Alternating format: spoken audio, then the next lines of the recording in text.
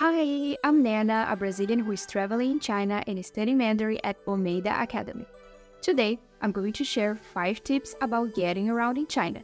It's just such a big country. We will talk about the most popular and convenient means of transportation and some apps that will help you in your journey. Number 1. Trains. Trains are a fast and convenient way to travel in China, with a huge railway network going virtually everywhere in the country. There are basically 2 types of trains: high speed, which are faster and more expensive, and normal trains, which are slower and cheaper. They have many classes of seats with different levels of comfort, from stand-up tickets to comfortable beds for journeys and nighttime. You can buy your ticket online using your passport information and international credit card. We recommend the apps Railway 12306 and Trip.com, but the tickets only really become available for purchase 2 weeks in advance. Prior to that, you can make a reservation for the ticket, but it's always good to check if the booking was successful 2 weeks before the intended departure date. Some cities have more than 1 train station, so be sure to go to the right one. At the station, you only need to show your passport to board. There is no paper ticket. Trains here are very punctual, and boarding starts between 30 to 15 minutes prior to departure. We recommend arriving at the station at least 1 hour in advance. This will give you enough time to pass through ID and security checks, find your gate, which can be confusing, and walk all the way to your boarding area. Believe me, some stations are huge and very crowded. Besides, as a foreigner, there is usually only 1 queue that allows passport checking, so you have to wait in that line no matter how long it is. Also, trains don't have that much space for luggage, so if you are carrying a big suitcase, the faster you get in, the bigger chance of finding a place for it. There's this really comprehensive guide on trains that you can check if you want to know more. The link is in the description. Number 2. Subway and public buses. Subway and public buses are great ways to get around cities. They can be crowded at peak hours, but they are cheap and easy to use. You can check your route on Amap. It shows different routes, all the details on stations and lines, how much it will cost, and the expected arrival time. On both bus and subway, you can use Alipay or Wechat, the super apps, to pay for the fares.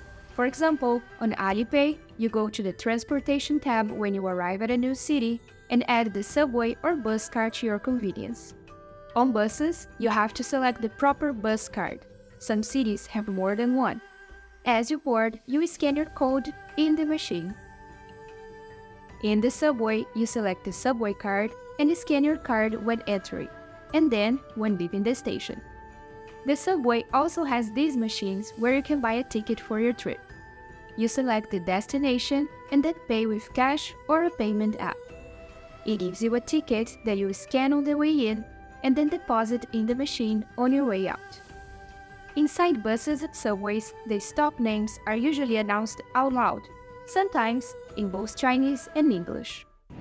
We are now at Hepingmen. Doors will open on the left. And you don't need to sign for the buses. They stop at every bus stop. Since you're coming to China, why not learn the language and immerse yourself in local culture? Even for just a week. Our viewers have a special discount to sign up for classes at our school. Hurry up and check the promo code in the description. If you find this content useful and want to encourage us to continue, like this video and subscribe to the Omeida Academy channel. Number 3. Car rides. We have already talked in length about Didi, the app for car rides in China, in a previous video about Chinese apps. So if you want to see all the details, please check there. In a nutshell, it works as Uber. Just remember that it can be tricky to locate you outside train stations or very crowded places, and the driver may call trying to find you. In China, it's also common to have people offering rides or shared cars when you're waiting at train stations or bus stops. It is usually safe. Just be sure to agree on the price before going. And of course, there are always taxis available, but they are usually more expensive than the app alternatives, and as in any place in the world, drivers tend to overcharge tourists. When in doubt, just use the app. It's safe and reliable. By the way, Omeida School provides airport and train pickup to make it easier for students. Number 4. Electric scooters. Especially in small towns where there is no subway and public buses are limited, they are a cheap and fun way to get around and explore the beautiful scenery. Scooters are everywhere in China, and by that, I mean not only in every street, but also on the sidewalk and in the wrong lane. So, even if you don't rent one, be aware of them.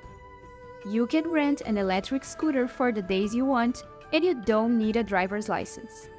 In Yangshuo, for example, it costs about 30 yuan on a regular day. Or you can ask Omeida staff for help renting one weekly for about 150 yuan. In big cities, there are also shared scooters that you can rent using an app. If you rent a scooter for more than a day, remember to pay attention to the battery. You will probably have to recharge it. The easiest way is to find a charging station near your room, so you can leave it there during the night. It will have a QR code to an app where you can pay for the charge. It should take between 4 to 8 hours and cost less than 5 yuan for a full charge. In the morning, even if you see a lot of people not wearing helmets, you should. If not for safety, for surprise police checks that will fine you. Number 5. Bicycles. If you enjoy exercising, you can also rent a bike. It's another great way to escape big city traffic, calmly explore the scenery, and to have freedom of movement, also known as being able to stop for pictures at any time. Bikes are cheaper than scooters, and you don't have to worry about charging them. These are the things about transportation I wish I knew when I was planning my trip to China. Do you still have questions about transportation? Let us know in the comment section and we will try to help. Be sure to check our playlist of tips for people coming to China. Like many foreigners, I wasn't sure what to expect when I planned to come to China. That is why it's useful to be part of a community when you come here, and also why I chose to study at Omeida Academy. Omeida also offers high-quality, tailored Chinese language courses for all levels in one of China's most beautiful sceneries. They have small-size classes, flexible hours, and you can volunteer for discounts. Do you want 200 yuan off to come to study with us? Hurry up and check the promo code in the description. What else would you like to know before going to China? Tell us, and we will do our best to help. 再见!